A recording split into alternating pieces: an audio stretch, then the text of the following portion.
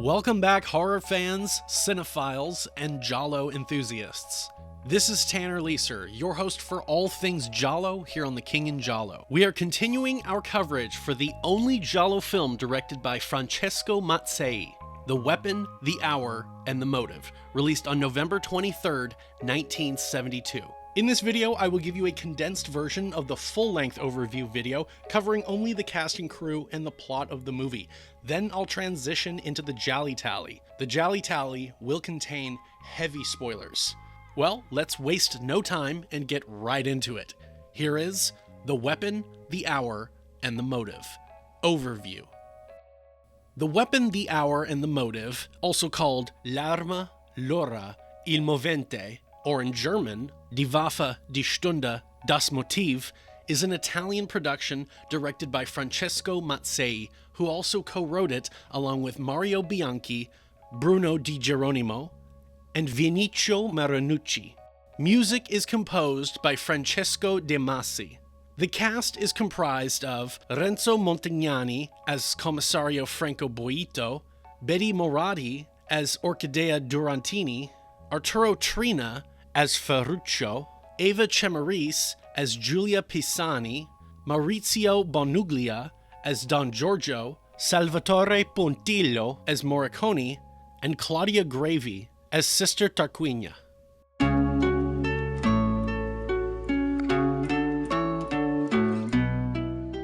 The plot follows Don Giorgio, a young priest who has allowed himself to become entangled in affairs with two women, Orchidea and Giulia. When he resolves to end both relationships and recommit to his vocation, he pays the price with his life, being brutally murdered. Commissario Franco Boito takes on the case, but complicates matters further when he begins an affair with Orchidea, one of the prime suspects. As the investigation unfolds, more deaths follow, and the truth behind the crimes becomes steadily more complex and dangerous. But I digress. On to the GialliTally. Spoilers ahead for those of you who haven't yet seen the film. You've been warned.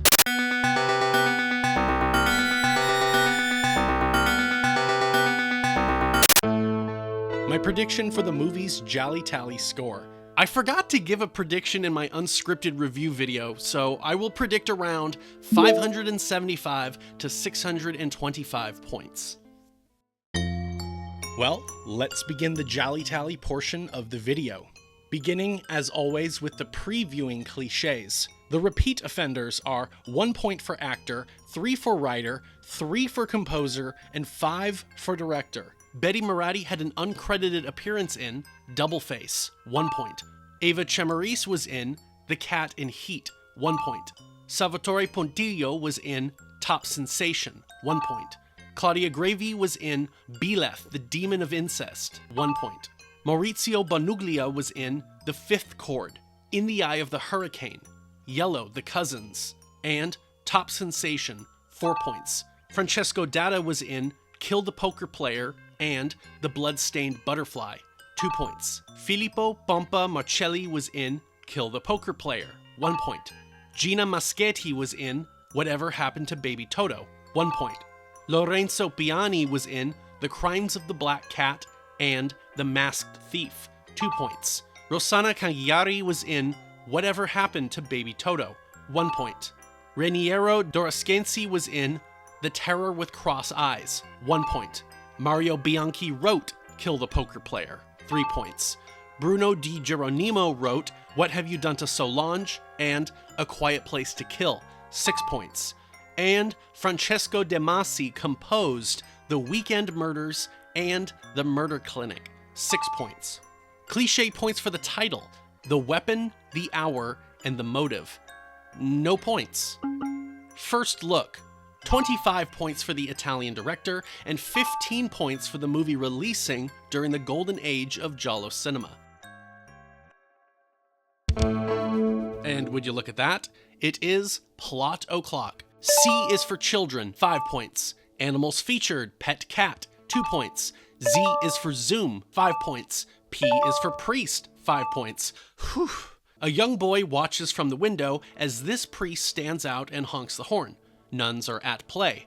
This woman looks out at the priest. The woman gets in the car and the two leave, being observed by the little boy. The priest runs over these flowers, which sicks the groundskeeper on him, who threatens him. Y is for yelling, 5 points. They drive off as the man promises to kill the priest one of these days. The two are tailed by this black car, which follows them into the city. Urban locales, 2 points. The two get out, commenting on how they were being followed. We cut over to the boy, who crawls into a separate room within his wall. He sneaks past old paintings over to a collection of Il Giallo Mondadori paperbacks. Art featured, 5 points. He sets everything down, lies on his belly, and peers through a hole in the ground, spying on whomever is on the other side. E is for eyeballs, 5 points. He sees the nuns in the sanctuary lying prostrate. The priest and the woman return. She seems upset. A nun watches on and shares a glance with the priest. The woman, named Orchidea, enters the room of the boy, named Ferruccio. He asks if she brought him more giallo books, but she says no. She prepares to give him an injection, which seems customary. He asks about the dangers of air being in the syringe, and she affirms it is most dangerous. Ferruccio likes Orchidea. He says she's never hurt him, unlike the doctors, but now she spends all of her time with Don Giorgio. We cut to the adults having lunch outside.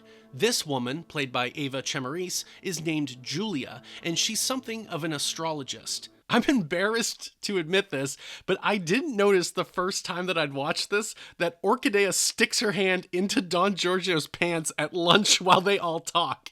It's so obvious, and I just never noticed it. This man, Aristide, reflects on how the Pope was upset about how the numbers of Catholics has dwindled by 50% over the past decade.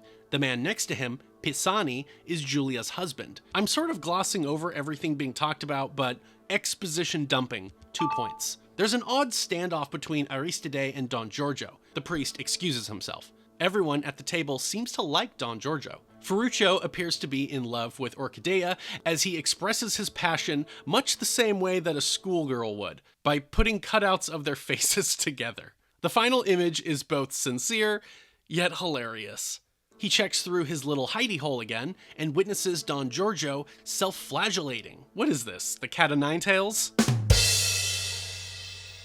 Ferruccio gives a look like, at least I'm not that weird. Cut to Orchidea and Don Giorgio the next day in the car. She continues to caress him and he pulls over. He calls off their secret romance, but she explodes at this. Well, might as well. S is for secrets, 5 points. And extra points for Y is for yelling, for a hysterical woman yelling, 5 more points. Offended by the fact that Don Giorgio has remembered his vows and decides to be a better man, Orchidea threatens what this will do to her and storms out of the car. Yeah, how dare he not choose me over God and his community? How selfish. We cut to Julia and Orchidea. The former is going to do a reading for the latter.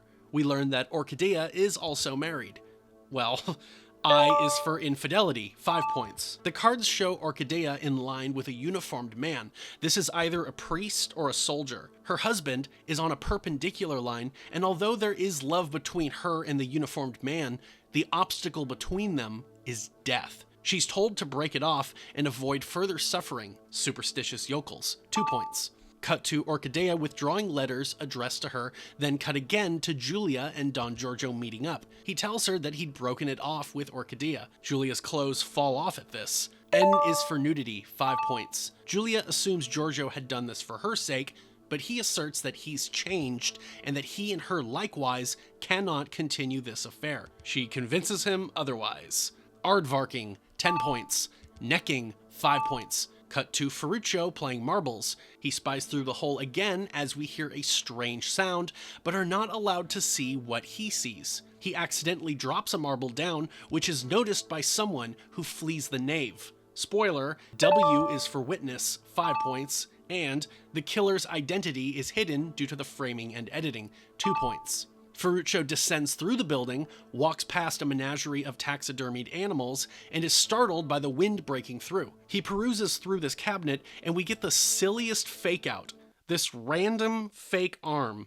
He rekindles his candle and continues, but is caught by the groundskeeper, who is actually the sacristan.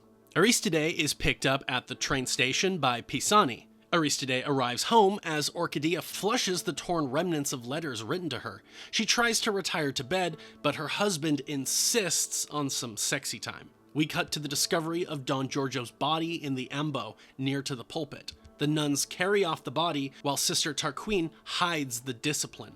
We watch as the inspector arrives at the convent on his motorcycle. The nuns watch him as he walks in. This is Commissario Franco Boito. He asks to see the body and is told that they'd moved it into the sacristy. He asks if the priest lived here and why he was here at night. Q is for questions, 5 points. He's told Giorgio was a chaplain who lived in a nearby guest house. This suspicious-looking priest offers his help. For all intents and purposes, I will refer to the commissario as the inspector. Inspector Boito is upset with the nuns for moving the body and disturbing the crime scene. He asks to see in what exact position the victim was found. The police look over the crime scene. They find a shoe. Franco toys with the Mother Superior and the priest over the position of the victim before going to the sacristy to see the body. He's told the victim was struck with a bladed weapon from behind. He died almost instantly. The time of death was approximately 11 p.m. to 1 a.m. The body shows signs of dried wax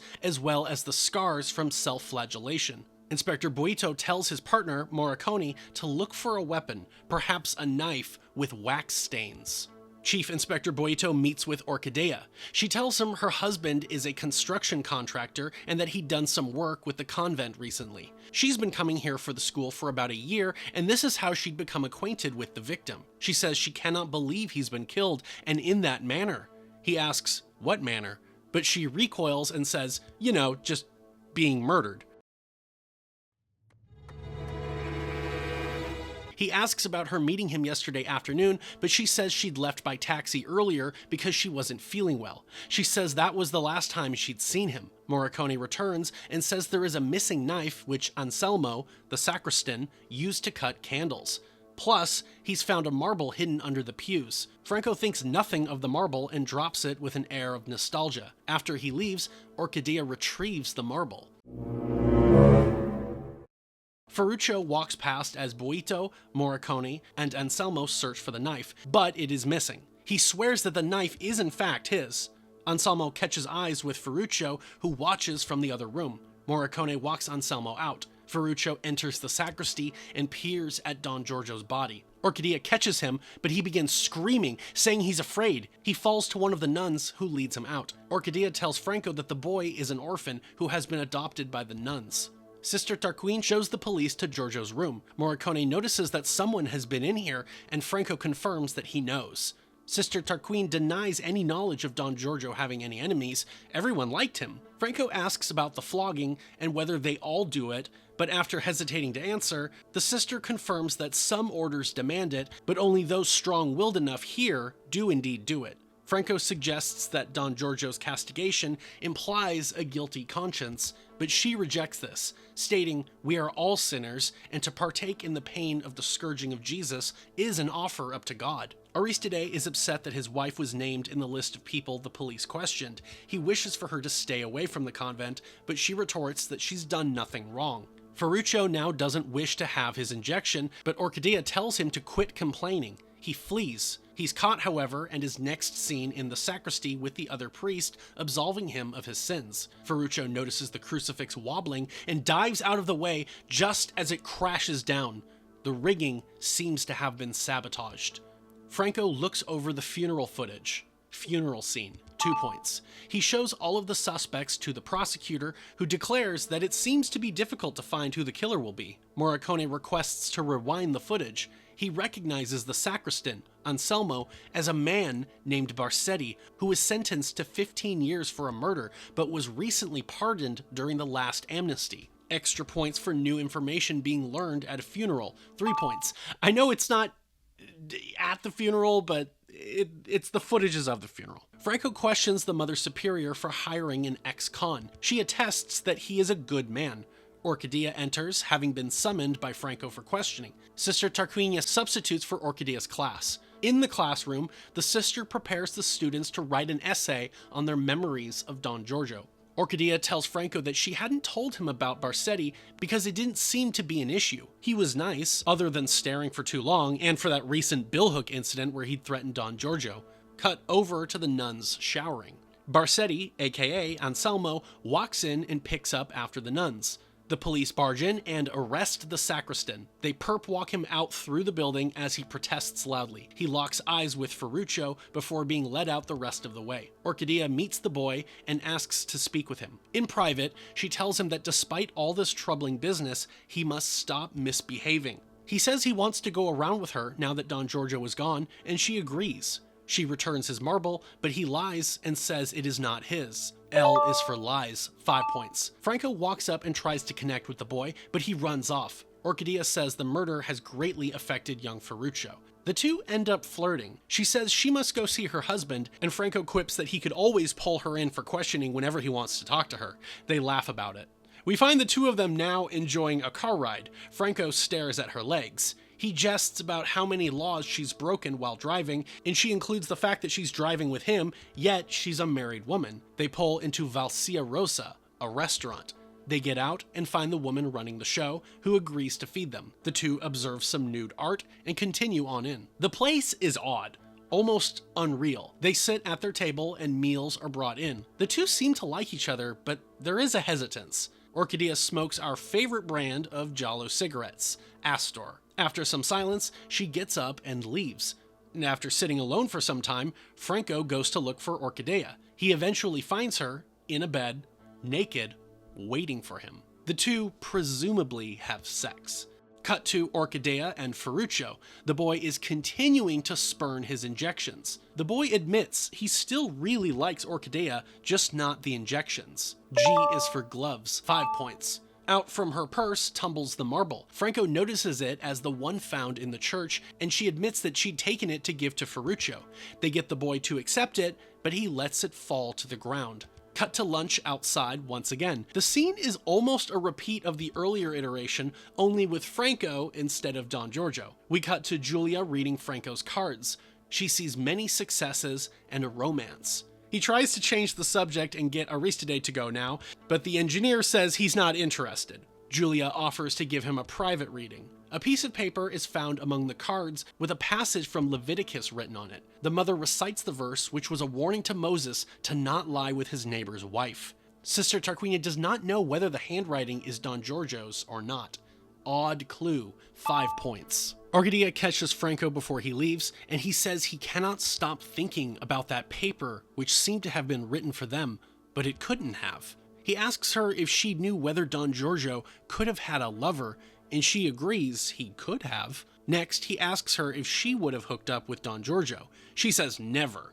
As Franco rides off, he passes the restaurant entrance where a man is now taking the sign down. The man says the owners died in an accident, the place was frequented by couples, and the owners were foreigners. When Franco proves that he's a cop, the man suddenly offers to let him in, but he takes off.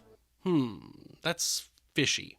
Franco searches the building, which is now abandoned. I mean, to be fair, it looked abandoned when they were there earlier to eat. He finds something, like a frayed piece of string, then sees a man run off. He chases after the man. Foot chase, 5 points. Franco loses the man, but searches.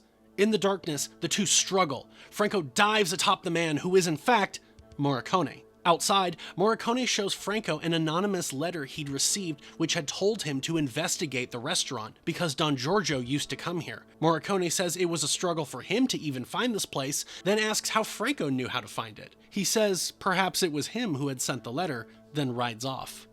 The clergy attend a church service while Giulia walks around outside. She finds a letter, but is ambushed and murdered by the killer. K is for knives. Extra points for the knife being bloodied, 10 points. Extra points for Z is for zoom, for a zoom on a dead body, 5 more points. Franco discovers the frayed string is a match to the cut shoelace on the shoe they'd found at the crime scene. He then calls out Sister Tarquin for being the one who wrote that Bible verse and put it into Don Giorgio's missal, as well as writing the anonymous note to Morricone about the restaurant. She confesses it. She says she'd written the Bible verse to Don Giorgio to save his soul and to get him to stop his secret affair. She then gives Franco a letter that Don Giorgio had tried to destroy, along with the others sent to him by the woman he was sleeping with. The letter is full of threats and obscene details. We cut to the nuns, darkening the church windows, taking disciplines, undressing, and flogging themselves. The scene goes on for a good while, but this is probably the most nunsploitation scene in the whole movie. The police are with the body, but Franco is playing marbles with Ferruccio. Franco asks about the marble found in the church, but Ferruccio changes the subject, saying he must get going. But Franco notices a discrepancy with his watch. The time is 10:30, but the watch reads 11:30. The boy says the watch was a gift from Don Giorgio, and Don Giorgio was supposed to set it back for him. But he died. Franco realizes he's made a mistake with the hour of the murder. With Morricone now, Franco asserts that the murder was between midnight and 1, not 11 and 1. He's unsure what difference this even makes, but Morricone points out that this town has a dead hour. From midnight until 1, everything stops running, even the trains. Franco is onto something. The motive is clear, and now the alibi may be no good. The phone rings. T is for telephone, 5 points. The call is from Orchidea, but Franco refuses to take it. Cut to Franco running along the train tracks. He finds the convent and sneaks in. He goes all the way up and then inside into the church. He hears a church organ, but it is only a recording. Audio recording device, 5 points. Sister Tarquin asks him about being here so late and says she was praying for Don Giorgio while listening to his music. Orchidea is seen calling again, trying to reach Franco. She then waits outside the police station, but sees them hauling in her husband for questioning. During the interrogation, Aristide asserts that he was on the train during the murder. A is for alibi, extra points for the alibi getting investigated, 10 points. And let's do this now, I suppose. F is for fashion, 5 points. The guys are dressed pretty nice, but beyond that, honestly, there's really not great use of fashion, but who cares? Franco calls out Aristide for not mentioning that the train was stopped for a whole hour. Franco says where the train was stopped was approximately a 20-minute walk from the convent, more than enough time to leave the train, walk over, commit the murder, and return back to the train before anybody noticed. Aristide denies this, saying he and his wife adored the late chaplain. Franco asks about Giulia's murder and whether Aristide has an alibi for that. He further asserts that the two victims were killed by the same person without a doubt. Furthermore, Giulia was picking up this letter when she was killed. It was supposed to be filled with 10,000 lira for blackmail, but it was blank. The murderer had forgotten to retrieve this, or hadn't enough time to retrieve it before they slinked back into the church to not arouse suspicion. Franco releases Aristide for now, but informs him that he is their prime suspect. Alone with Morricone now, Franco says the 3 key details are the weapon, the hour, and the motive. And Aristide seems to be too ignorant of his wife's affair for that to be a solid motive for him. The police search the Pisani house. Franco claims that Aristide came here often for private tarot readings. Mr. Pisani says his wife had to go to someone else to conduct readings on herself. Aristide calls Orchidea and summons her at once, informing her that he's been named a prime suspect in the murders. Franco meets with this older woman who I think is the person who did the readings for Giulia. It's a little unclear and he ends up calling her mom, but it's not the Mother Superior. She says one of the cards in Giulia's sequence is missing. Justice. Franco receives an urgent call and leaves at once. He arrives at Orchidea's house. She claims her husband has locked himself in his office, but now it is silent. They break in and find Aristide dead from a gunshot wound to the head. There's a key found inside on a little table, which happens to work on the door, seemingly confirming that he'd locked himself in. Orchidea blames Franco for her husband's suicide, but he rejects this. Pisani confirms that this one key was for this office and there were no copies. Inside the desk drawer, they find the missing tarot card, Justice. They also find the candle knife used to kill Don Giorgio and Giulia. R is for reporter, 5 points. Franco confesses to Orchidea that for a while he had thought she was the killer and asks her why she had never told him about her affair with Don Giorgio. Cut over to Anselmo being released from jail. Mistaken identity of the killer, 5 points. On the news, Franco discusses the investigation. J is for J and B, extra points for it being drunk, 10 points. In the interview, Franco explains how Aristide had killed Giulia because she was blackmailing him for the murder of Don Giorgio, which he too committed because of a jealousy he had towards the priest. Aristide must have assumed that there was an affair taking place when in reality there was not. Franco says the husband had simply become so obsessed and lost touch with reality. Franco calls Orchidea and they discuss his interview and how he lied for her. She states if he loves her, he'll never mention her affair with the priest ever again. They agree to see each other soon. Orchidea starts grading papers, opens up Ferruccio's essay, and begins reading. Later, she meets with the boy and asks to speak with him, but he runs off. She chases him, calling out. He runs deeper into the bowels of the building while Orchidea pleads for him to stop.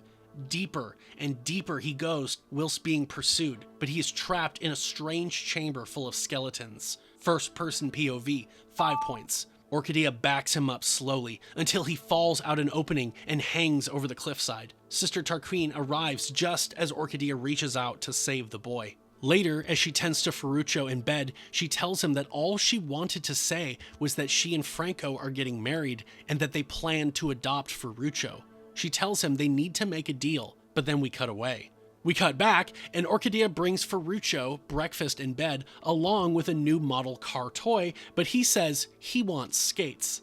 Well, cut to him with skates, then a new bike. She seems to be bribing the boy for some reason. He then demands he wants to go into town, but she says no, they had a deal. Next, Ferruccio shows Orchidea how one can lock a door from the outside and using string and a pin, pull the key back into the other room and leave it resting on a small table or chair. He says this is how one can get away with murder. He'd read this in a book that he'd found in her room. Close up on a door handle, 5 points. Franco comes home to Orchidea and the two embrace, but they are watched by Ferruccio outside. Inside a wrapped gift, Orchidea finds torn clothes with a note that says, "It's your loss, Ferruccio." She finds Ferruccio upstairs in his little secret space. She smacks him, then is attacked by the kitten, which scratches her. She finds some rope and ties up Ferruccio, accusing him of blackmailing her with his essay. She burns the pages as a voiceover of Ferruccio claims to have seen who murdered Don Giorgio. In a flashback, we see Orchidea approach Don Giorgio to hand him over the letters. He says she could have just mailed these. He orders her out of the church, but she falls to him, begging for him not to leave her. He pushes her off and calls her filthy. She brings up Julia, but he again orders her to leave. She goes to grab the letters, finds the knife, and stabs Don Giorgio. He dies, and she collects the evidence and leaves, but stops when she hears a clank of a marble landing inside the nave. As she flees the church, she is seen going by Julia. Back in the present, we watch as Orchidea pulls a plunger full of air and prepares to inject the air bubble into Ferruccio's neck. Franco calls out to her from downstairs. He then finds her in the boy's room, claiming she was looking for Ferruccio. We cut to them in the church getting married.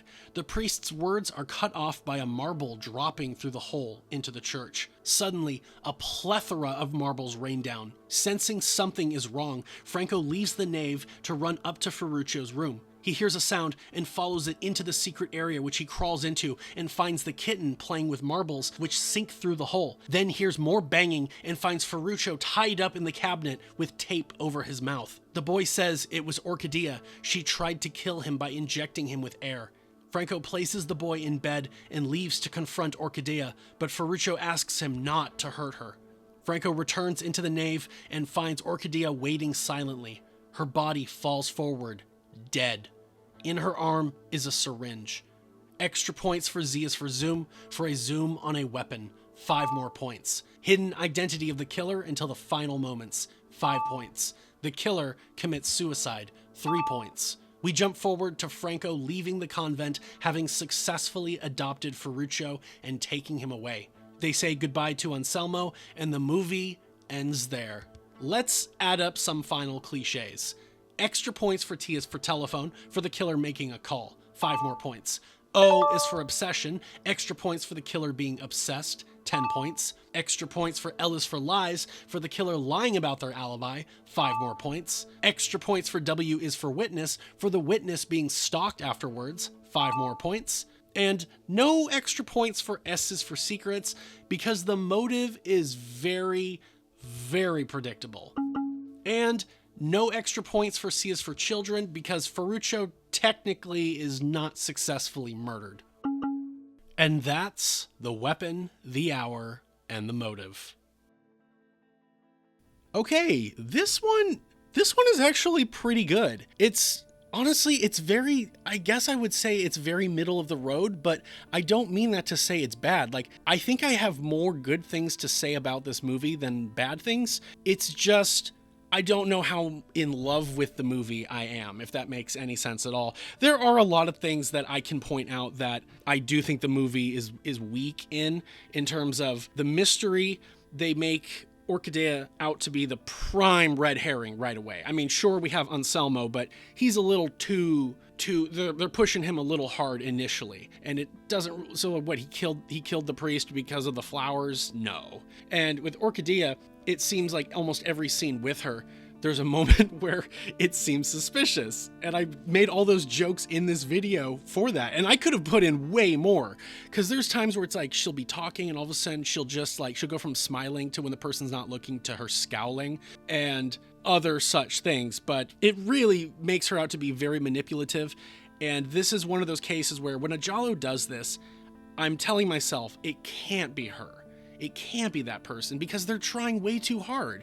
If it ended up being that person, it just wouldn't be a great mystery. And the thing about this movie and some other giallo films is, in terms of a giallo, it's not breaking any new ground. It's very interesting because it's set mostly in this convent and the priest is the victim rather than being the killer. That's interesting, and it's got a little bit of nunsploitation in it with the shower scene and the whipping scene, but not too much. In terms of a mystery and in terms of a giallo, it's not too strong, but it's not bad. None of it is really bad. That's what I would say. I'll mention this later, but in terms of the style, it uses a few of the tropes, but it doesn't really go overboard with it. And I find the directing style to be very competent. It's not masterful. It's not over the top. It's not crazy good. It's nothing like that, but you can tell that the director knows what he's doing. And then even with the soundtrack, the music is not overly giallo, but it's not really out of the realm of the genre. There's a lot of church organ music, but that fits the setting. And there is some kind of spooky mood music, but the movie actually utilizes a lot of silence. And then in occasional scenes where there is music playing, a lot of the times it's very low, and it's sometimes implied to be diegetic. It's in the scene. It's in the moment. So if you're watching a scene with Ferruccio and you're hearing a little bit of organ music, it sounds like it's playing in the other room, or it's playing downstairs in the actual church itself. That is very interesting. It's giallo for that reason. And I don't know. But yeah, I did like this movie, and whether it shows up in my top 10 for 1972, you'll have to wait and see. But this is an interesting one because I do actually like it, but like I've said, I just don't know if I really love it. I could have seen basically every character, almost every character that has a speaking line, I could see as being the killer. I mean, not any of the cops, and not Ferruccio, because Ferruccio is the witness, but the Sister Tarquin, she's really suspicious herself.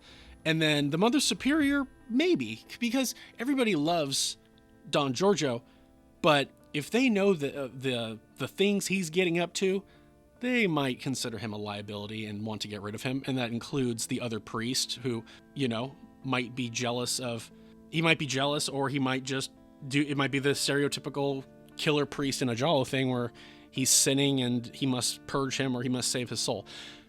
Whatever. But you know what? That's basically all I've got to say right now, so let's segue to the GialliTally cliches for this movie. Post-giallo viewing cliches. The reason for the killing. Mental illness, psychopathy, or obsession. 7 points.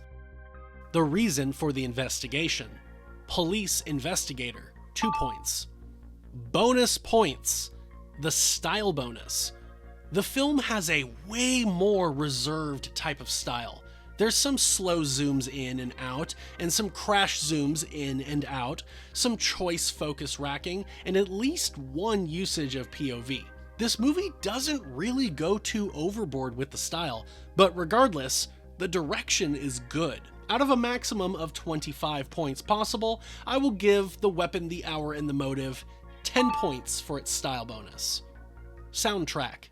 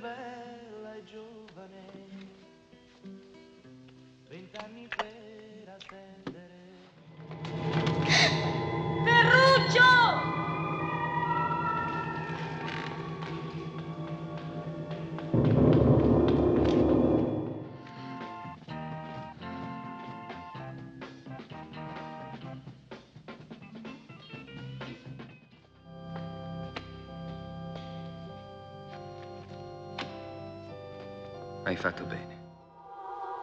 Sedetevi.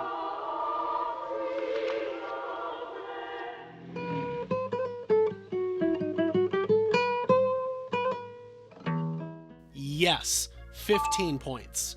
Bad effects. I'm gonna say no. The effects are pretty good, thanks to Carlo Rambaldi. Final look, extra points.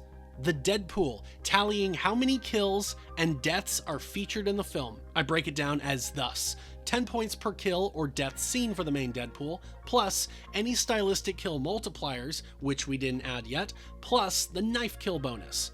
We have Don Giorgio, impaled with a knife, 21 points. Julia, throat slit with a knife, 22 points. Aristide, shot dead, 10 points.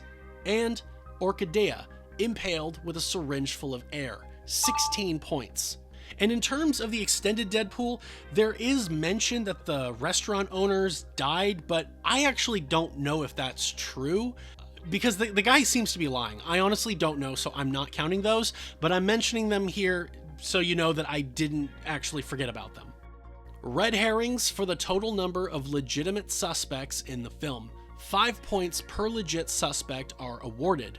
We have Orchidea, Anselmo, Aristide, Julia, Pisani, Sister Tarquin, Father de Rossis, and the Mother Superior. 40 points for red herrings. Flashback sequences, 5 points each. We have 1. 5 points for flashbacks. Nudity, I award 5 points for ass, 7 for breasts, and 10 for genitalia. We have everything. Ass, breasts, 5 instances of everything, and 1 of ass. Breasts and frontal, breasts, 10 instances of breasts, and breasts then frontal. 260 points for nudity. Ladies and gentlemen, for the weapon, the hour, and the motive, I awarded the film an AZ score of 19 out of 26. With the bonus points for these, we have a modified score total of 145 points. And for the full GialliTally score, I award the weapon, the hour, and the motive a GialliTally score of 690 points, compared to Tropic of Cancer in first with 1,124 points, Short Night of Glass Dolls in second with 969 points, and What Have You Done to Solange in third with 933 points. The weapon, the hour, and the motive is in 19th place with 690 points. I predicted around 575 to 625 points, which I am pretty surprised that it got so close to 700, but a lot of nudity in the movie will do that. But like I say, these points do not mean a movie is better or worse. Please like this video, share it with your friends if they are horror fans or cinephiles, subscribe to The King in Giallo if you haven't yet, and if you have any questions, thoughts, curiosities, or concerns, leave those below in the comments section and I will get back to you. Give The King in Giallo a follow on Instagram and a like on Facebook. Subscribe to The King in Giallo Patreon to see early access to all of the YouTube videos, exclusive video series that can only be found there, and to generally support what I do.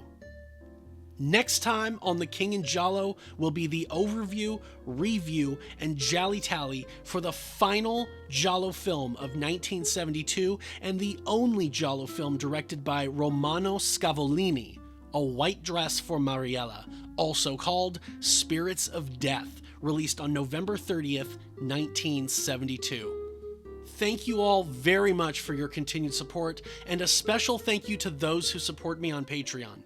This is Tanner Leeser for The King in Giallo, and if nothing else, I'll see you next time.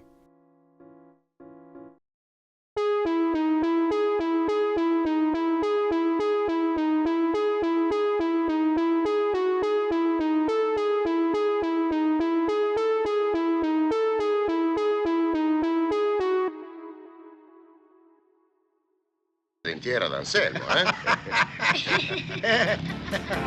Mamma